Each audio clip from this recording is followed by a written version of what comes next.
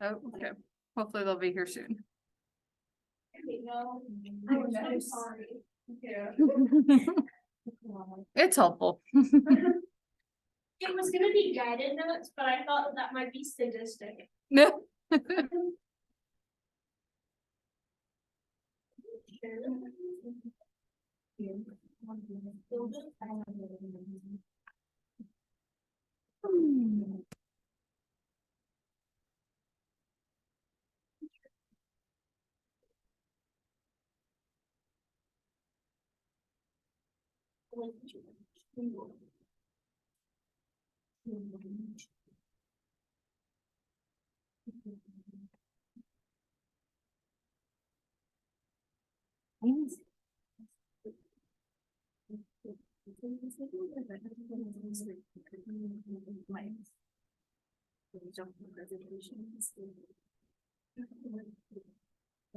Yeah, that's fine. No, that's okay. You're doing it by yourself, so it's fine.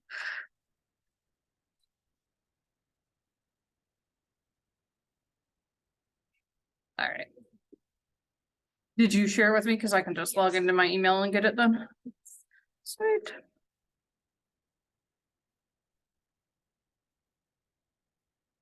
Hey, look at that. Oh, I like how what you called it.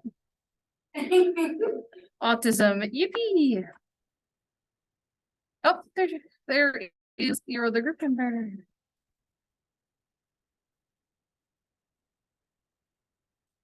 Yeah, feel free.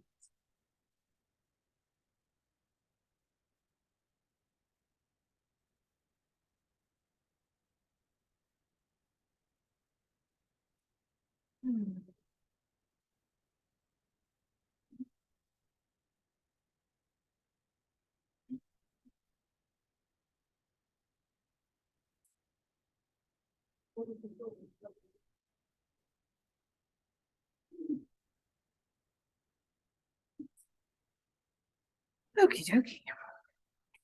So yeah, whenever y'all are ready. You can also take it. You know, just on right away.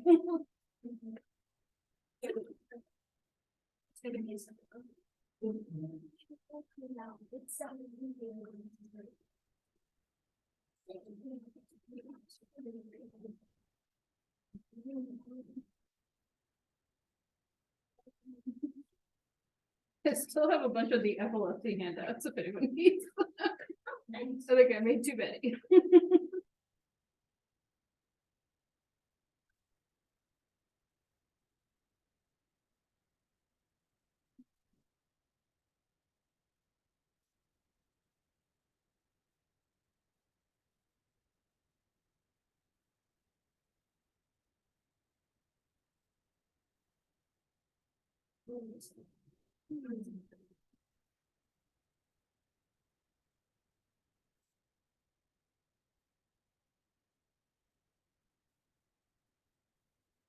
I don't need my phone. I don't what?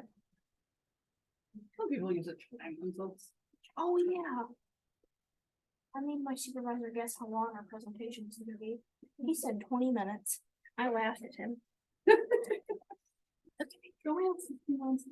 We have 60 slides. Actually, I added another one. It'd be interesting. Maybe I should get out my time cards for you. Oh, wait, is there a max time? I think I did say it was 35. Oh, I thought it was a minimum of 30. It's 30 to 35. It's sort of a tight window. If you're over a little bit, that's fine. But I'll use the time cards just to like give you an pull up my timer. invitation. How's that?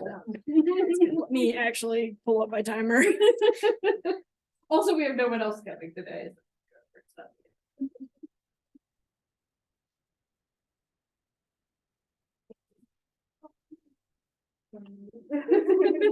You want to grab a chair too? You can feel free.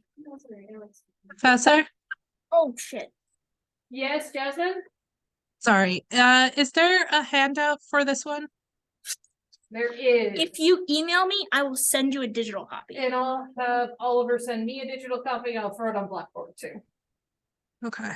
Do you want it right this second? It's not a, I'm sure.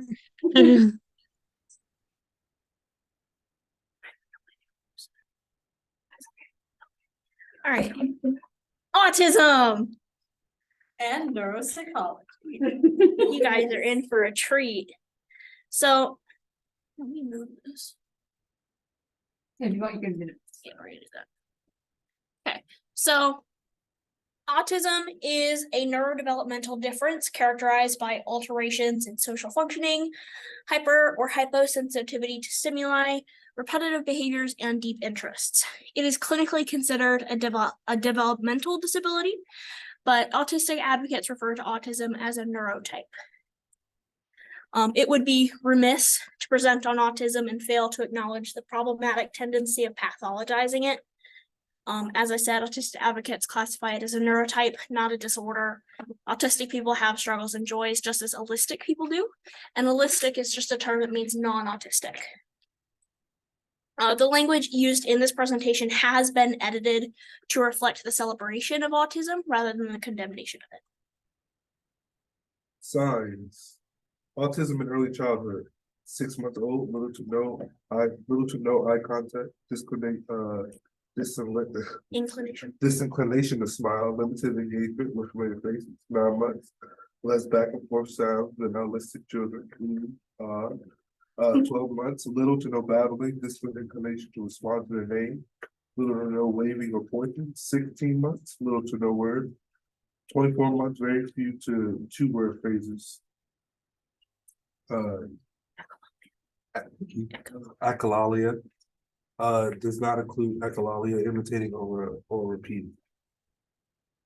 Persistent deficits in social communication and social interaction across multiple contexts as manifested by the following: currently or by history. Examples are illustrative, not exhaustive. See text.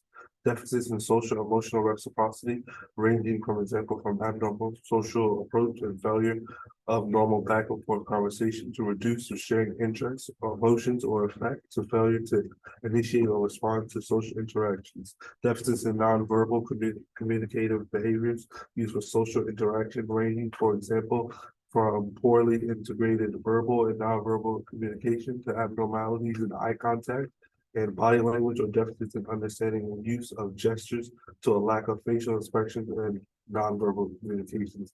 Deficits in developing and maintaining and understanding relationships, ranging from difficulties adjusting behavior to suit various social contexts, to difficulties in sharing imaginative play or in making friends, to absence of interest of peers.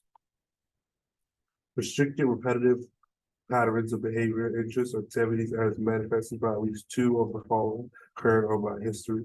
Stereotyped or repetitive motor movements, use of objects of speech, simple motor stereotypes, flying of toys or flipping objects, echolalia, idiocentric phrases, instinctive, or sameness and flexible adherence to routines or ritualized patterns of verbal or non-verbal behavior. Extreme distress and small changes, difficulty with translation, rigid thinking patterns, reading rituals, need to make time to take the same route or eat the same food every day. Highly restricted, fixated interests that are abnormal in intensity or focus, strong attachment to or preoccupation with unusual objects, excessively circumscribed or perceptive interest, hyper or hyporeactivity to sensory input, to unusual interest in sensory aspect of the environment, apparent indifference to pain, temperature, and adverse in response to specific sounds and textures, excessive smelling and touching of objects, visual fascination with lights or improvement. Symptoms must be present in the early child development period, but may not be fully manifested until social demand exceed limited capacities or may be masked by learning strategies in later life. Symptoms called clinically significant impairment in social, occupational, or other important areas of current function. Needs of services are not better explained by intellectual disability disorder, or global development delay. Intellectual disability and autism spectrum disorder should be co-occur to make comorbid diagnosis of autism spectrum disorder and intellectual disability and social communication should be below that expected for general development. And now we have the symptoms of autism, and this is the manifestation that the individual perceives rather than something the clinician would more fix it on. So we have, as you may or may not know, autism is more of a spectrum. So there's non-speaking, semi-speaking, hyperverbal, and selective mutism all involved in this.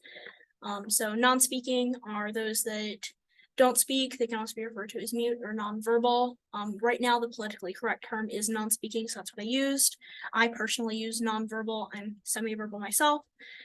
Speaking of semi-speaking, semi-verbal, that's when you speak sometimes, but it can be highly variable depending on the individual.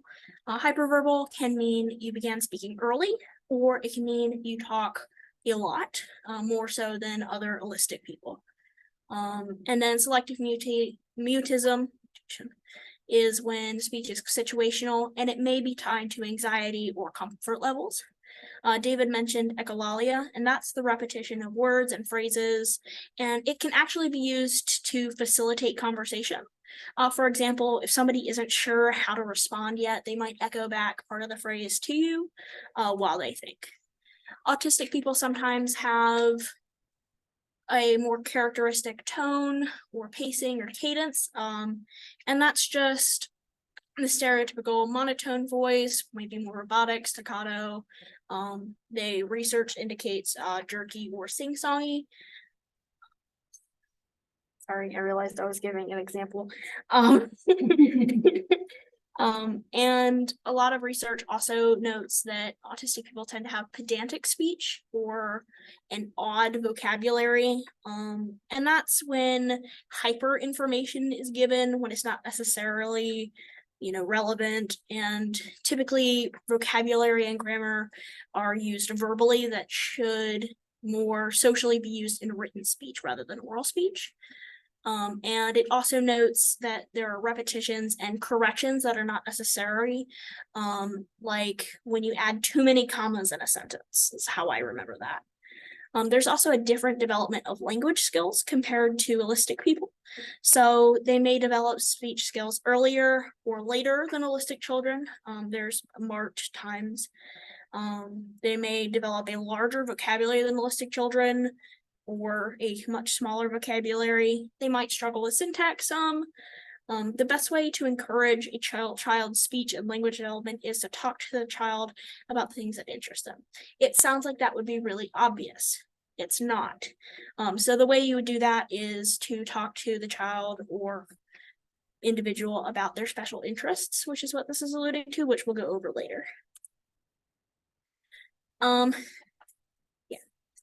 Now, with communication, that is separate from language because communication is more than just speech. It's also nonverbal cues, which we'll also get into. So with figurative language, the stereotypical autistic people struggle with figurative language. They might struggle with idioms or metaphors. For example, rolling your eyes. The day I learned rolling your eyes was not literally rolling your eyes, was a day. Looking at someone in the eyes,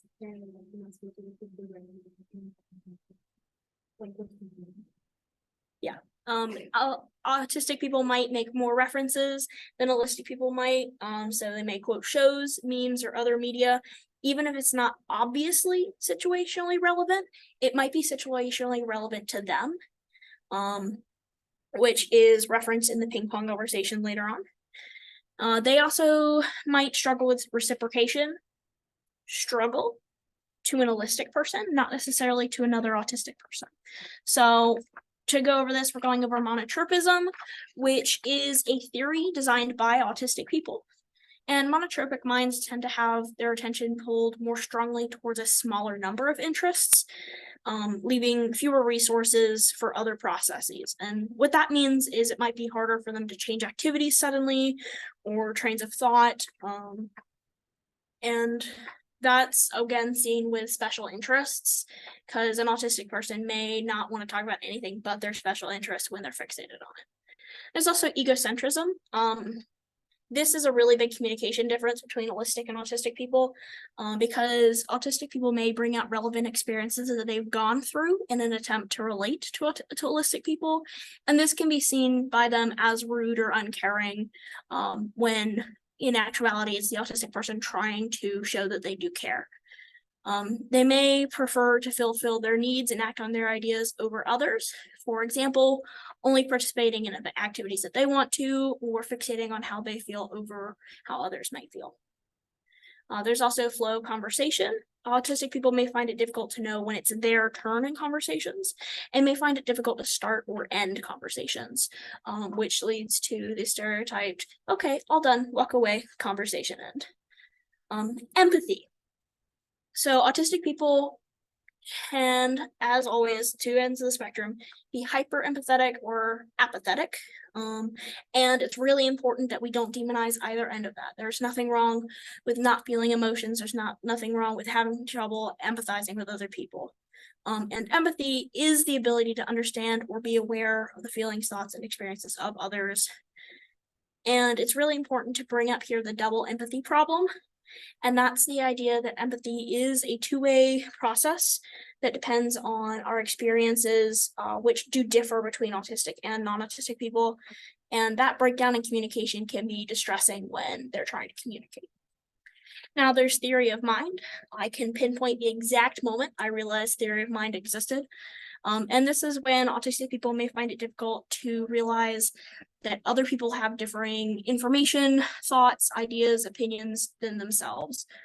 And that's something that you typically see in non-autistic children fairly young.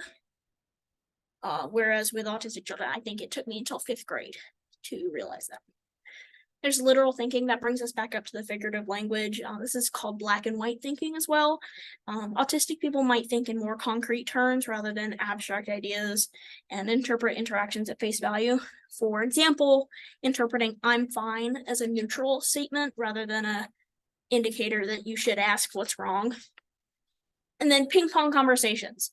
I tried to find a actual term for this and could not find one.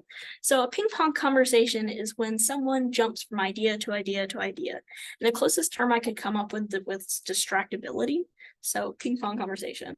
So there might be some distractibility in conversations, and they may make connections that holistic people have trouble keeping up with. Then there's the external monologue.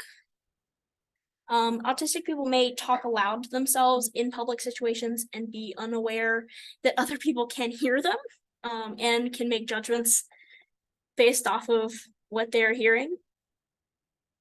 I did not know that that was an autism thing until I researched this. And then there's also bluntness, which I want to specify isn't necessarily mean. So bluntness can be perceived in sensitive things. It can also be complimenting each other randomly when it maybe doesn't seem situationally appropriate. But many autistic people can come across as rude for stating their opinion insensitively just because they aren't picking up on the social cues there. There's code switching. And they may have trouble switching how they act in professional, formal, informal, or academic situations. For example, talking to a teacher the same way that one would talk to a friend. Assumptions are both with information and comprehension. So autistic people may incorrectly assume that other people have the same information as them and don't need to be updated on specifics, or they may incorrectly assume that they believe that they fully understand a task and don't need further clarification, leading to some breakdown in communication.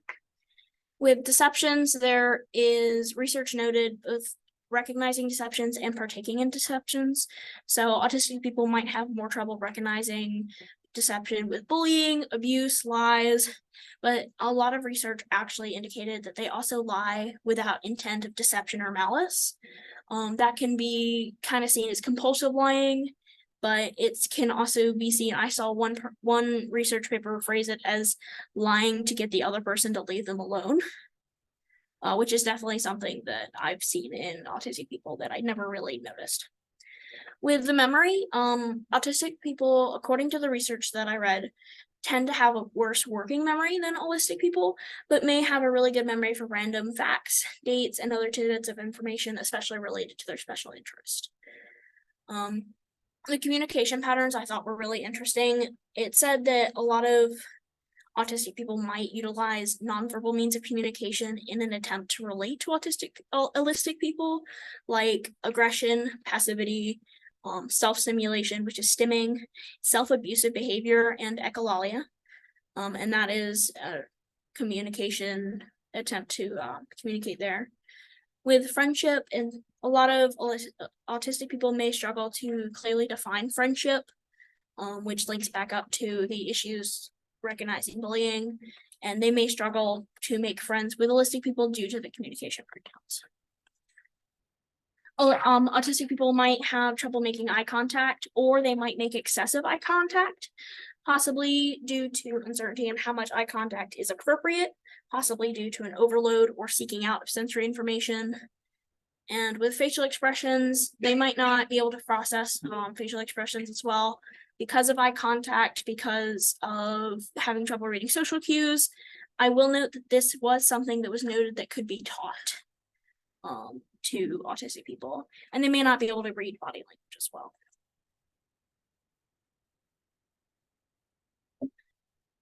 So autistic people markedly had difficulty with motor skills over autistic people, and interestingly enough, motor difficulties may also be linked to intellectual disabilities, which are comorbid with autism.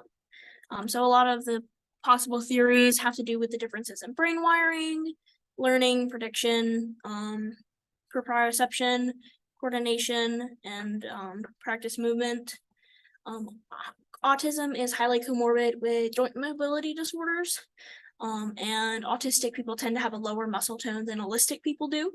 So that's another theory. And another theory is just anxiety, because they have vestibular issues a lot with autism, which we'll go over soon. And that can cause anxiety when you don't know where your body is.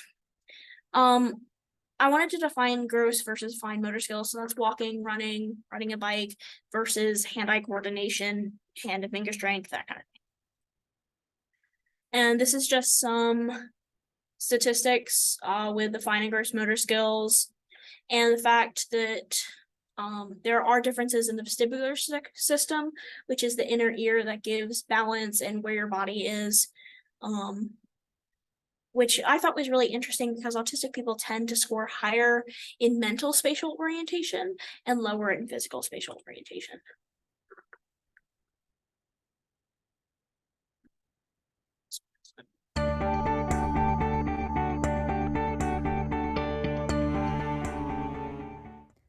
Vestibular input helps us interpret movement of our head. We have fluid in our inner ear canals that moves and changes directions as our head moves and changes directions.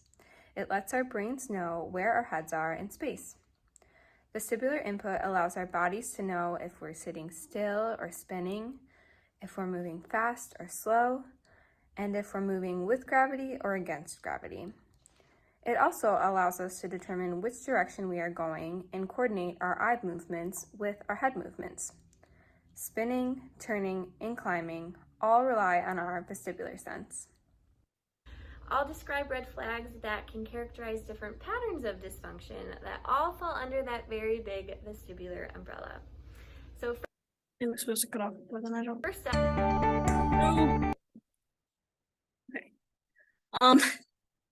We're gonna go over time. I'm so sorry.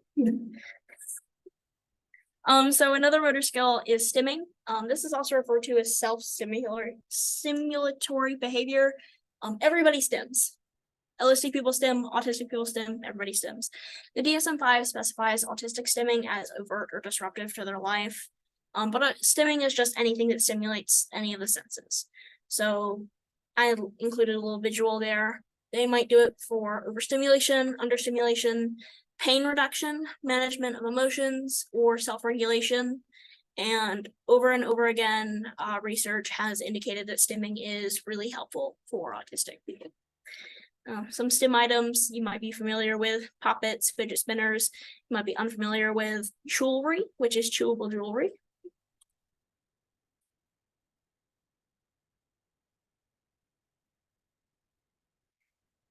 It's estimated that 90% of autistic people have differences in sensory processing compared to holistic people, whether that's hyper or hyporeactivity to sensory stimuli. And autistic people tend to have more enhanced abilities on simpler or more specific senses, similar to being better at small picture or details over big picture ideas. So there are perception differences. Autistic people may be less accurately able to name specific smells and tastes, and they tend to have decreased retinal function, but enhanced visual evoked potentials. They have higher spatial frequencies, and they are faster at detecting single details in embedded figure tasks. I've actually seen this as part of autism assessments, just because they are much better at it. Might have auditory processing issues because autistic people can have trouble discerning co-occurring sounds, whether that's two notes being played at the same time or overlapping voices. But they do have superior abilities in pitch discrimination and in categorization compared to holistic people. I will note there is a delayed evoked neural response when it comes to auditory compared to holistic people. With tactile sensory information, there may be an imbalance between the excitation and inhibition. So that's the GABA system, where it is altered in autistic people, because tactile sensitivity is associated with the GABRB3 genetic variations, and that's the beta 3 subunit that is linked to autism. And then proprioceptive and interoceptive, that is where your body is and your internal body cues, which is why some autistic people like DBT, which is deep pressure therapy, and sensations like weighted blankets. The number of executive functions there are fluctuates depending on who you ask. Typically there are 8. I've seen up to 15 though. And that's impulse control, emotional control, flexible thinking, working memory, self-monitoring, planning and prioritizing, task initiation, and organization. Autistic people tend to have some impairment in most of these categories compared to holistic people, but especially with the flexible thinking, the working memory, and self-monitoring, which is also something that we see in ADHD patients.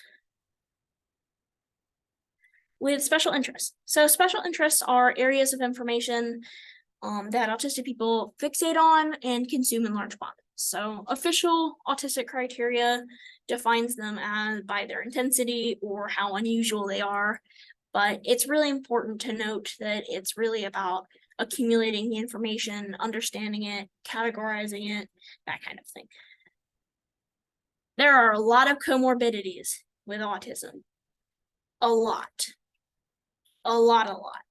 I'm not going to name all of these, but you will see a lot of gastrointestinal disorders, sleep disorders, and those types of things. And I will note there is a quote that says you will not meet an untraumatized autistic person, because it is traumatizing to be autistic in today's society.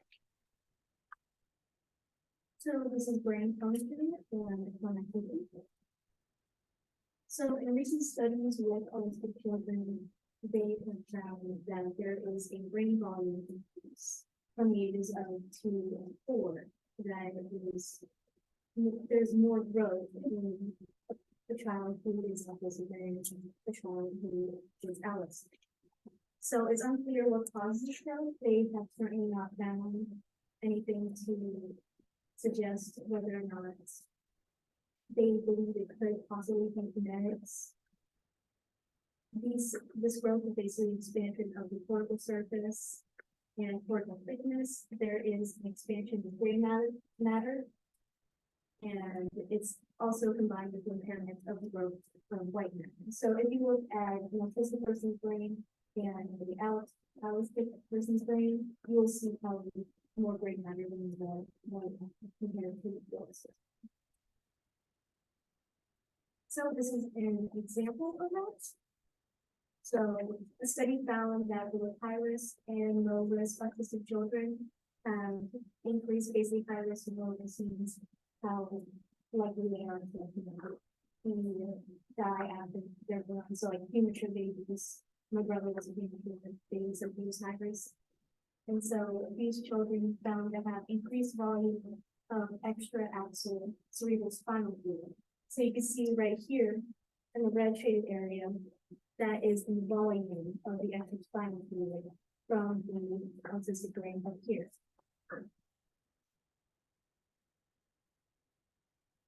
The impairment of facial processing is something that is noted in both adults and adults.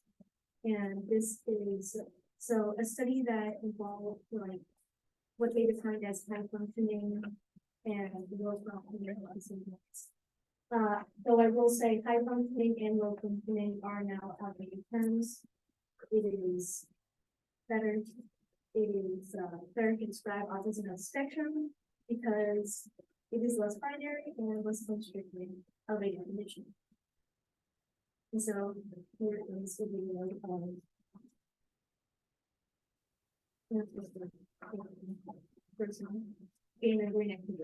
These are not participants in my studies. These are some of my wonderful research assistants in my lab.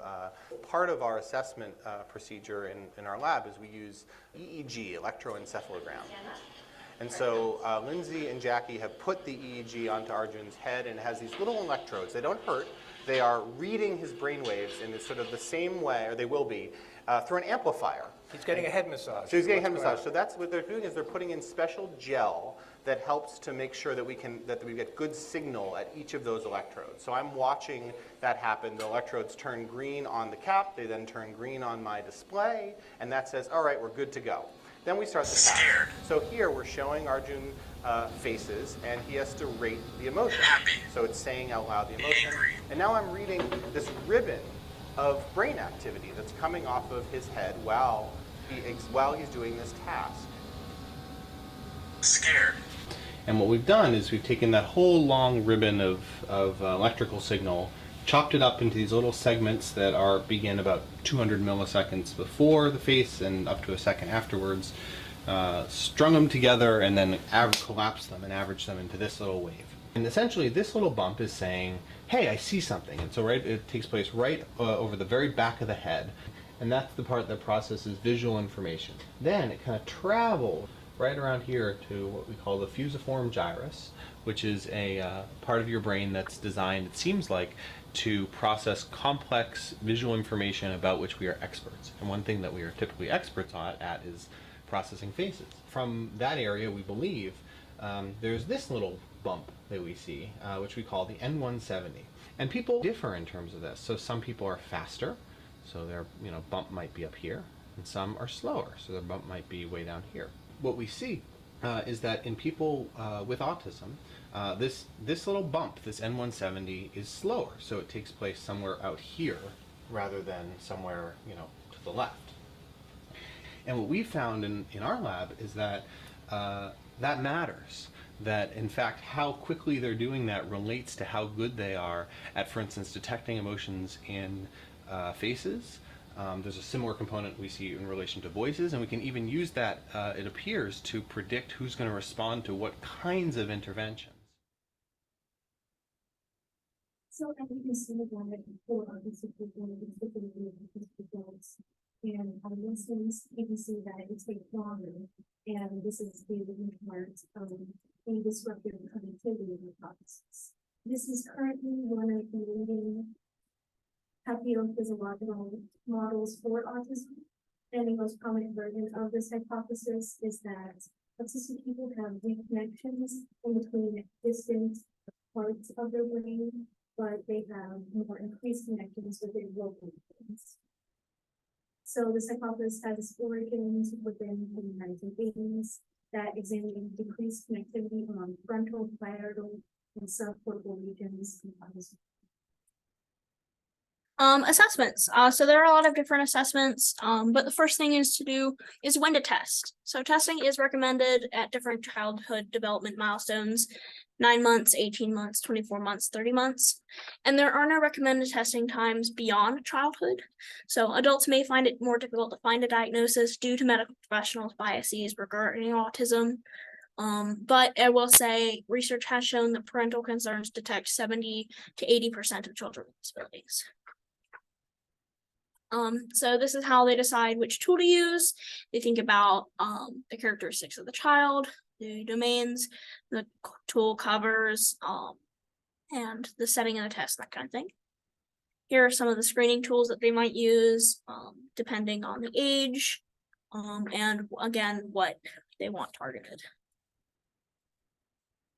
Then there are the diagnostic tools, and I tried to include ones that tested adult children and adults. There's the Autism Diagnosis Interview Revised, Childhood Autism Rating Scale. Okay. If you think that you might be autistic, it's worth checking out the RADS-R test. You can find it online. It's not a gold star. None of these tests are. Autism is still incredibly pathologized. And a lot of times medical professionals exclusively focus on autistic deficits. There's a quote that a parent asked an autistic person, our kid doesn't have meltdowns. Does that mean they're not autistic? No, it means they're happy. But it can be a nice place to start exploring yourself. So that's easy to find online.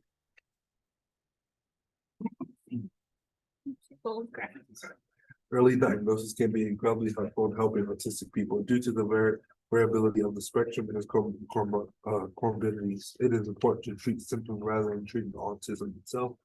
Types of treatments include behavioral, developmental, educational, social, relational, pharmacological, and complementary. We are actually going to skip all of this, but you can read about it if you would like to.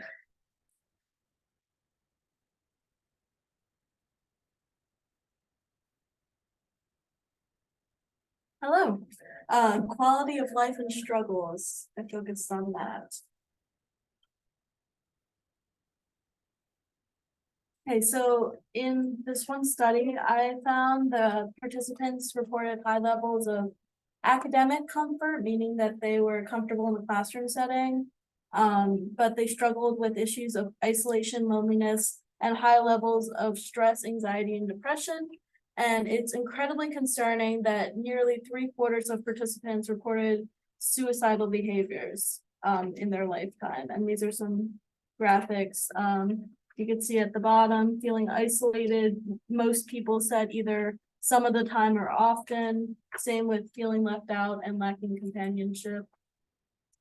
Go on. I decided to include autistic burnout in here. It's incredibly important to think about and talk about because autistic people and professionals, of course, characterize as different from regular depression or anxiety. Autistic adults describe the primary characteristics of burnout as chronic exhaustion, loss of skills, and reduced tolerance to stimulus. They mostly describe it as happening because of stressors in their life. That adds to the already overburdened load that they experience in their daily life. Autistic adults describe negative impacts on their health, capacity for independent living, and quality of life, including suicidal behavior. They also discuss a lack of empathy from neurotypical people or autistic people as making their symptoms worse.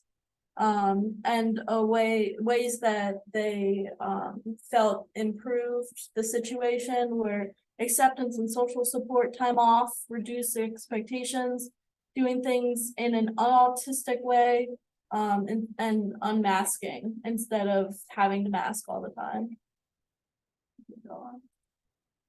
This is a fun little graphic that kind of shows what we were just talking about. Life stressors such as masking, expectations, managing the disability of autism, just regular stress, and then also the barriers to support. It all kind of comes together to create a perfect storm that results in burnout. So for actual quality of life, as a definition, I found this really cool meta-analysis that defined it as part of a range of domains: interpersonal relations, social inclusion, personal development, physical well-being, self-determination, material well-being, emotional well-being, rights, family, recreation, and leisure, and safety and security. And then we have to take into consideration who's defining quality of life, what defines good quality of life, and like what needs to be taken into account when exploring quality of life in marginalized groups, including autistic people. So autistic people might look at somebody who is autistic and assume that they have a low quality of life, but they're obviously coming at it from an holistic point of view. So autistic people might assume autistic people have poor quality of life, but that is not necessarily the case because it's very subjective. And some other questions we should be asking are, how do autistic people view their own quality of life? Are they happy with where they are? Why or why not? And then trying to, like, if they're not happy with their quality of life, trying to help them achieve good quality of life instead of just like coming at it from like a prescribing point of view. So this is relevant to neuropsychology. Why should we care about something in neuropsychology? The relevance of autism spectrum disorders found to psychology is that neurological assessment is an important part in diagnosing autism. And by understanding how an autistic person works, how their brain works, their behaviors and stuff like that, they can learn more about themselves and also include holistics, how to better accommodate people who are autistic. The end.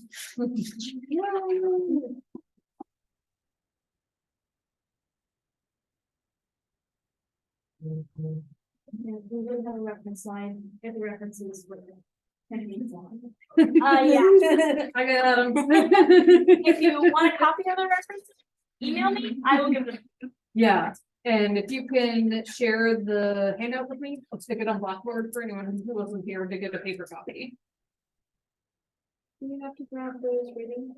Yes, yes. So there you go. And then for folks who have already presented, I didn't have these printed out before break, but these are the rating sheets to do for you. To do one for yourself and then one for each group member. And I'll hit people when they are in class.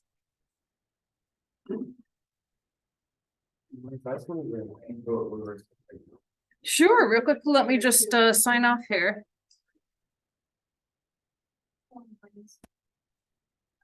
Brittany, sorry, I just saw your note. Hopefully you got enough of it. And the handout, which I'll post, has like everything on it, so you'll be good.